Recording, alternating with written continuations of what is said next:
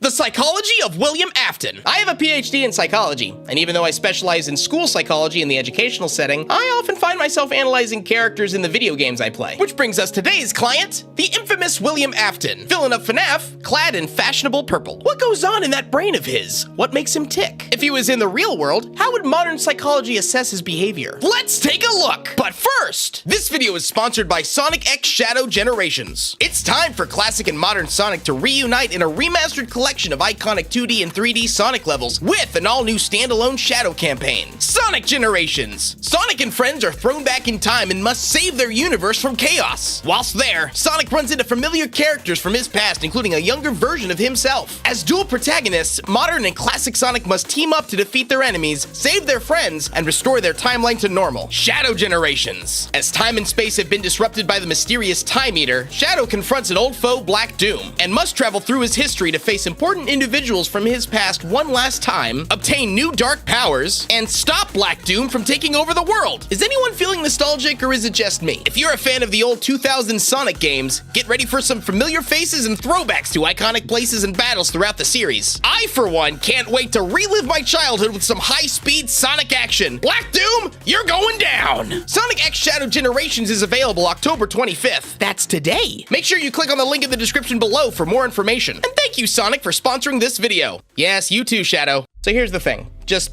as a disclaimer, analyzing William Afton to the accuracy that I would like is going to be very difficult, quite frankly impossible. That's because typically when you work with a client and you want to consider diagnoses of any kind, you want a lot of information. You want rating scales, you want assessments, you want interviews, etc. You need information, personal information, information that I cannot obtain from a fictional purple man in a golden bunny suit. This is all for funsies anyways, so I'm not going to worry too much about it. We're just going to go with the flow, but it is an important disclaimer to get out of the way. So now let's look at the psychology behind William Afton's behavior and check out what symptomatic traits and potential diagnoses might best describe him. All right, so let's look at the games and see what we can dig up. Okay, we got a purple guy. Now what? The games don't really give us much to go off of. Our initial view of Afton comes from the FNaF 2 minigames where we bear witness to his unspeakable crimes and seemingly ultimate demise in 4K pixelated detail. But that's about all we got. He does bad things, attempts to avoid his fate by destroying the animatronic suits, becomes a bunny, and then meets his maker in Pizzeria Simulator. We're really gonna have to look outside of the games and start pulling from other pieces of FNaF media if we're gonna have any chance of analyzing this man. So let's start with the books, which I have not read. All right, look, I've always been bad at remembering FNaF lore or even keeping up with FNaF lore. I'm sorry. And it doesn't matter how many guidebooks I read or game theory videos I watch, I'm hopeless. That's okay, because I decided to reach out to my FNaF theorist friend, Rye Toast, to help me pick up the slack. Nearly everything we know about Afton's personality comes from the books, and he comes off as unhinged. He can come off as a cheerful, approachable businessman, but we know this is just a facade he uses to manipulate others. He's a serial killer hiding in plain sight. There's evidence in the books that Afton has always leaned towards the more crazy side, given the array of mechanical parts and journals filled with raving paranoia found in his house. By current day, Afton comes off as more unhinged, gleefully prancing around in the Spring Bonnie suit, and at times he refuses to speak unless wearing it. The FNaF movie is helpful because we actually get to see William Afton, played by the incomparable Shaggy, Matthew Lillard. He doesn't get a lot of screen time, but there's enough here to at least give us a visual of some of his behaviors. In his debut scene posing as Steve Raglan, he gives us a cold, calculating, very intelligent feel. There's a lack of emotion in general, and he only shows a hint of excitement when reminiscing about Freddy's Pizzeria, and when he's talking about himself as a sentimental guy. Oh, William, you silly narcissist. Even if you weren't a FNaF fan, anyone watching the movie would absolutely know that this man is scheming, all thanks to Lillard's stellar acting skills. The mask finally comes off in the climax of the movie, and oh my god, he's the bad guy! That was sarcasm, by the way, but it's nice to actually see an interpretation of Afton with his mask off, showing how truly sadistic and twisted he really is. So with all of these descriptors in mind, I think it's pretty safe to say that William Afton is a psychopath. In today's society, we kind of just throw around the terms psychopath and sociopath pretty willy-nilly,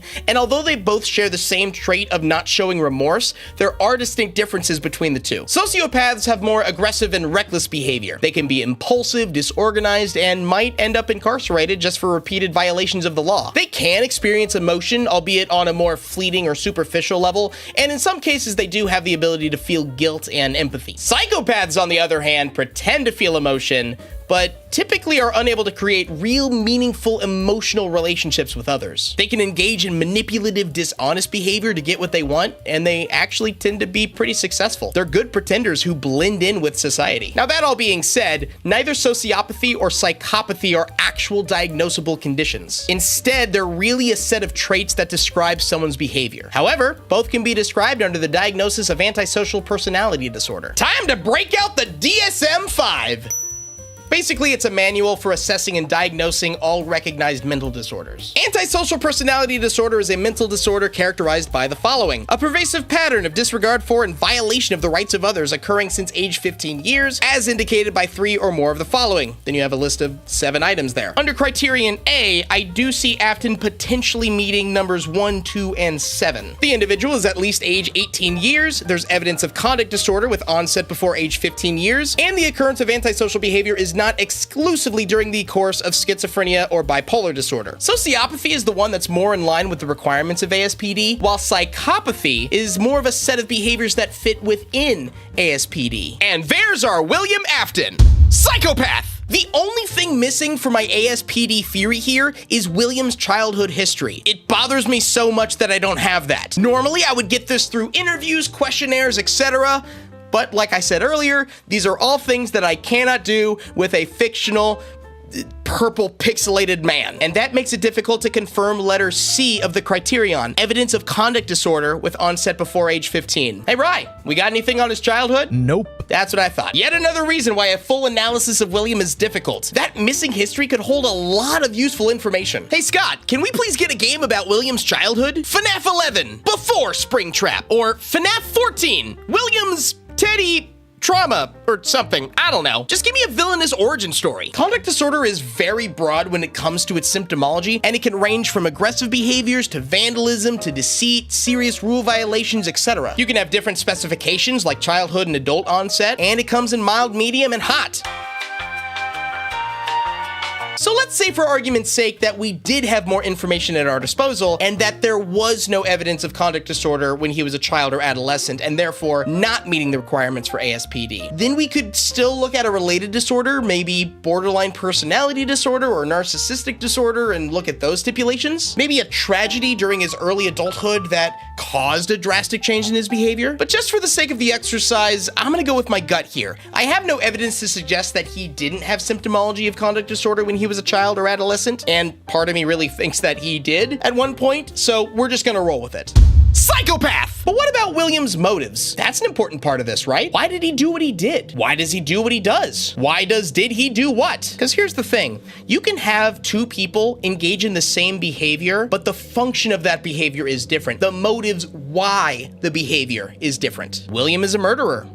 Why? And I don't like the cop-out of, well, he's a psychopath, he's just crazy, that's what psychopaths do. Even psychopaths have reasons, they're just not very good ones. And usually that involves satisfying their own selfish desires. So what do we actually have on his motives? Not really that much, but we do have a few speculations on some of the murders. There are no confirmed motivations for William Afton's crimes, and it's actually a hot debate in the FNaF fandom. Some people believe that he killed Charlotte out of revenge for his own son dying due to the Fredbear animatronic. Others speculate that Charlotte might have seen the missing child incident. More theories suggest that William knew about Remnant and was trying to experiment using it. However, we do have some evidence that William methodically and specifically built a way to kidnap children in the Funtime animatronics, which were perfect for child kidnapping, so it's unlikely that his actions were on a whim. He even warned Elizabeth to stay away from Circus Baby. He knew how dangerous it was for children. But basically, this is all to say that there's nothing concrete when it comes to William Afton's motivations, and we're oftentimes left with more questions than answers, just a lot of game theories. Okay, so no confirmed motive. That's not very helpful.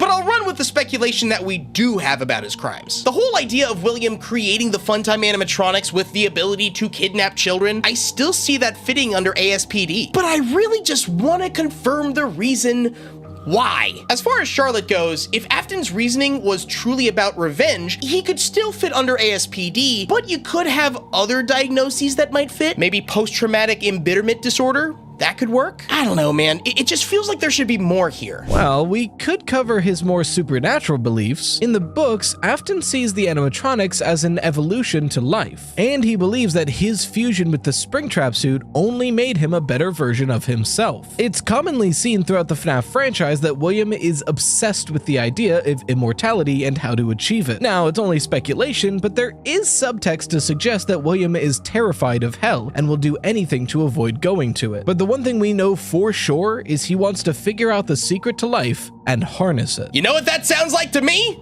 Delusion! To keep it simple, these are false beliefs outside of someone's cultural influences that are pretty much known to be false by everyone else. I think it's important to highlight the outside of someone's cultural influences bit because we're talking about a mental disorder here, not the influences of things like religion that might run counter to agnostic or atheistic beliefs. There are no Greek gods on Mount Olympus, but that didn't make all of ancient Greece delusional. Does that make sense? Now, if someone were to legitimately believe that they were the human incarnation of the god of thunder Zeus, then yeah, that might be delusion. Delusion can be a symptom of many different types of diagnostic disorders, but I don't think that anything akin to schizophrenia best describes William. But let's take a look at delusional disorder. The presence of one or more delusions with a duration of 1 month or longer. Criterion A for schizophrenia has never been met, basically saying that there are only delusions, not anything else like hallucinations or other schizophrenia-related symptoms. Apart from the impact of the delusions or its ramifications, functioning is not markedly impaired and behavior is not obviously bizarre or odd. If manic or major depressive episodes have occurred,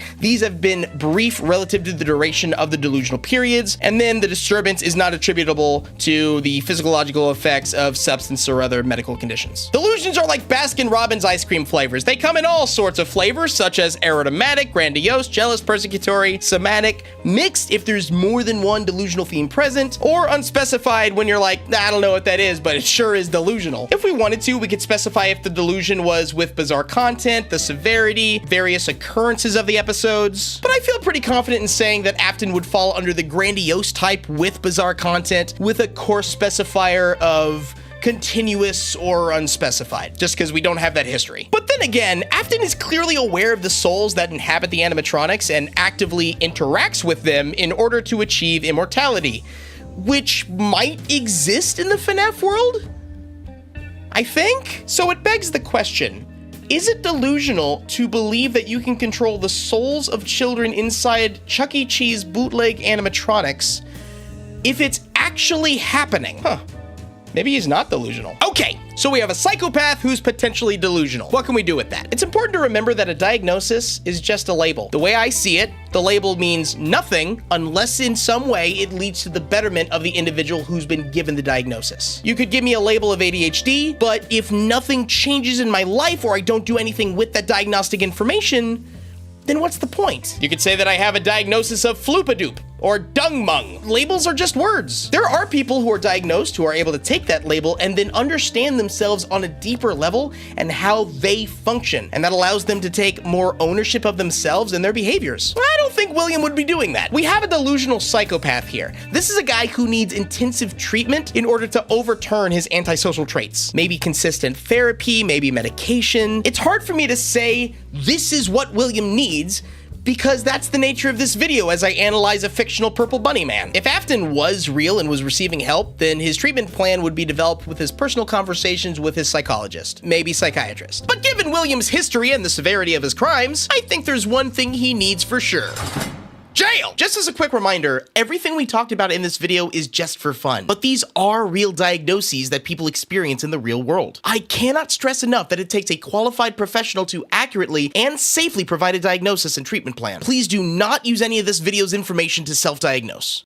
So that's all I got on William Afton for now. I wish we had a little bit more information, but beggars can't be choosers. And I'm sure we'll be seeing Bunny Man again since he always comes back. But in the meantime, is there anyone else you want me to analyze? Someone else from the FNaF universe, or perhaps someone from a completely different franchise? If you have any ideas, let me know in the comments section down below. I had a lot of fun making this video. Writing the script was a blast. Oh, and a huge thank you to Right Toast for helping me out with the lore in this video that I am just terrible at. I'll leave a link to his channel in the description down below if you want more FNaF theory type goodness. And that's it.